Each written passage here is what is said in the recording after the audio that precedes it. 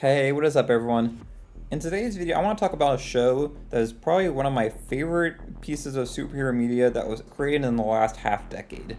X-Men 97 was a show that I was cautiously excited about. I really enjoyed the original series after having watched it for the first time a few years ago when it released on Disney+. However, after years of not so great Marvel content basically since Avengers Endgame, I didn't really have that much hope for it. Those worries quickly went away once the show actually released, and it was great.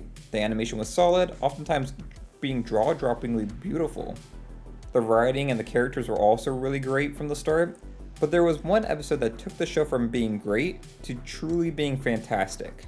This episode that I'm talking about is episode 5, Remember It. And while I feel like this should be obvious, spoilers ahead. You have been warned. I have probably rewatched this episode at least 50 times since it released a little over a year ago.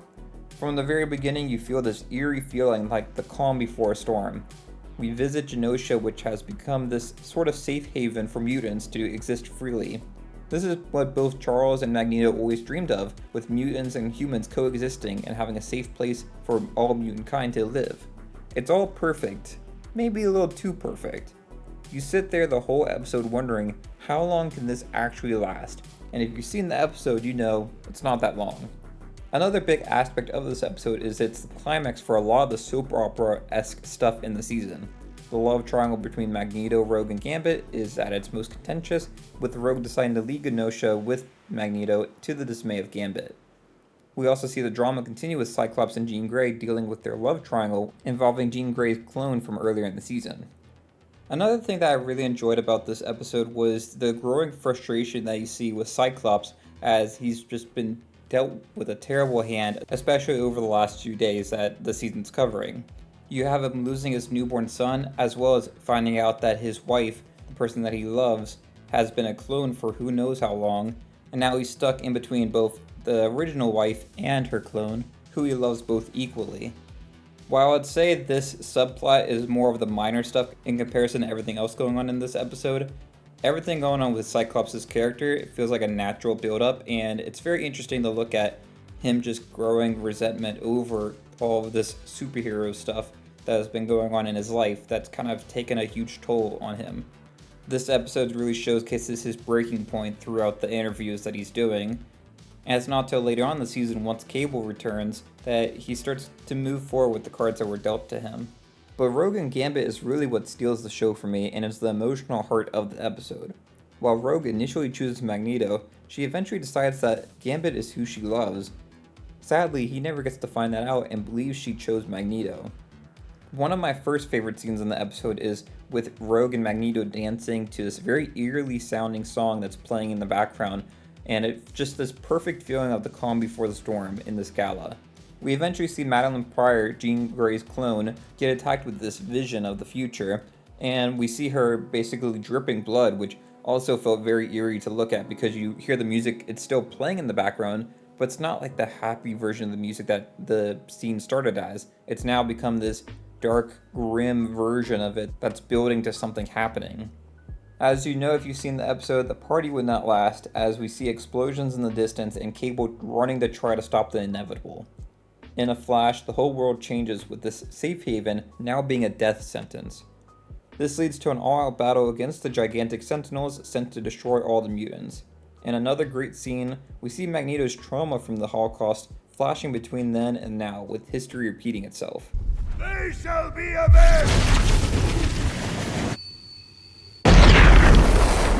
I think one of the best delivered lines in the entire season is this scene with Magneto, and it's just filled with such emotion where you truly feel his rage, knowing he was right, and also knowing that he shouldn't have gotten complacent following Professor X's ideals. This idea gets continued later on in the season, ending in the season finale, but this is more of like the big climax for this story arc. One thing that this episode and the whole season as a whole does really well is show how Magneto is not really a villain. Rather, he is a person who has faced traumatic experiences repeatedly, and that has shaped his worldview. This season challenged him to push against his trauma mindset and work for a more peaceful resolution like the X-Men have always fought for. Then this episode pushes him back to that previous mindset, reconfirming his initially held beliefs. In this scene, I also really love the symbolism of Professor X's statue being knocked down at the same time as this peaceful worldview that he represents falls as well. I would say that Magneto is probably the third most important character of this episode, but Rogue and Gambit have a bigger focus. The whole series, including the original show and this new show, has built their relationship into one of the best superhero relationships ever. They both care so deeply for each other, but they could never touch due to Rogue's ability. I think this is really special because unlike the relationship between Rogue and Magneto, who can touch each other, Gambit and Rogue don't need to have a physical relationship to still feel that love for one another. Despite that, Rogue does still have a longing to feel someone's touch, and this is built up over the course of the season. If I was down there and one of them brushed against my skin, my power-sapping touch would leave him with a nasty hangover. Any worthwhile man would gladly suffer your hand in a dance. I can't touch you, Remy! Your heart may beat for me, but I can't feel it. You light up everything you touch, but never me. In the midst of the battle, Magneto is presumed dead, and Rogue goes full force attack against the Sentinel. Gambit goes and tries to save her and does succeed in stopping her, but in his efforts, he is killed with his final sacrifice taking out the Sentinel and saving everyone that's still left. This episode ends with Rogue holding Gambit finally being able to touch him for the first time. And hearing Rogue's dialogue at the end of this episode always gives me chills. It's delivered so well and it pulls at the heartstrings every time. Sugar.